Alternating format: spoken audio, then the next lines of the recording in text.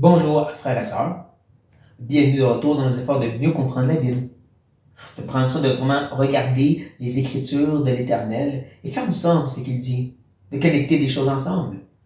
Aujourd'hui, on veut sauter au livre de Samuel. Et vous avez bien compris, le livre. Parce qu'à la base, c'était qu'un livre.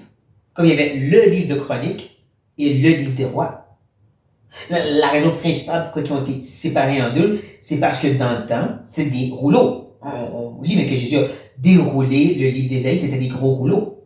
Et justement, celle de Samuel, roi et chronique, était énorme. Et faisant en sorte que c'était plus difficile. Donc, à se trouver, disons, la partie David, qui se passe beaucoup plus loin dans l'histoire de Samuel.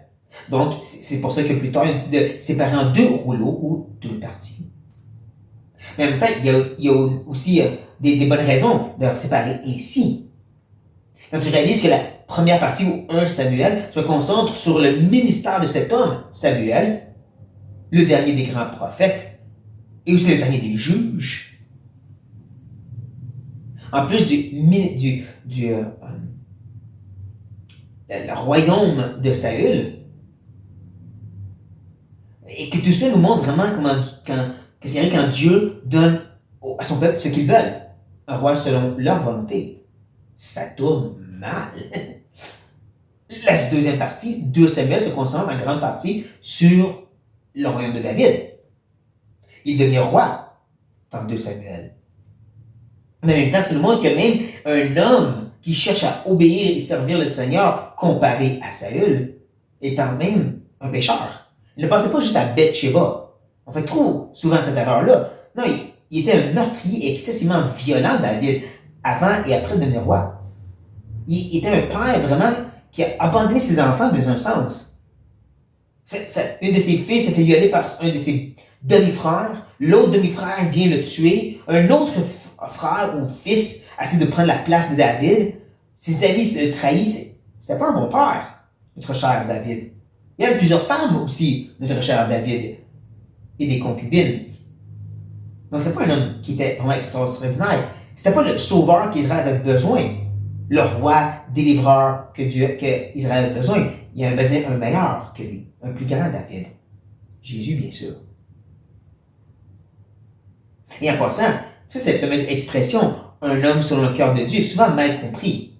Selon les érudits, selon les experts de la langue hébraïque, l'expression est moins centrée sur la personne de David et plus sur la personne de Dieu.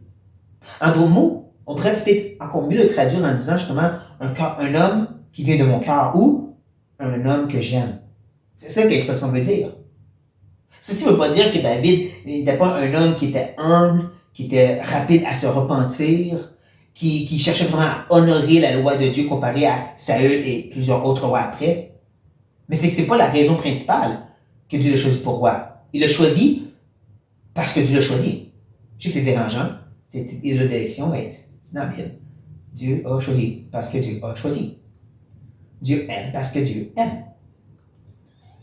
Il avait un cœur particulier pour David. Et oui, David certainement vivait selon cet amour qu'il a reçu. Il nous a mis le premier, et c'est pour ça qu'on l'aime en retour. David démontre ceci. Donc voici la réalité de 1 et 2, ou le livre de Samuel.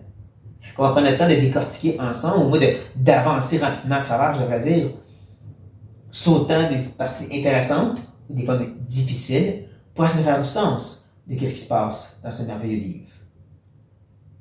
Bon. Sur ce note, je vous encourage de lire 1 et 2 Samuel, de voir pour vous-même, justement, quand le peuple veut un roi selon leur cœur et quand Dieu donne un roi selon son cœur. Et qu'est-ce que ça donne? Nous rappelant à quel point que Dieu a beaucoup plus raison que nous.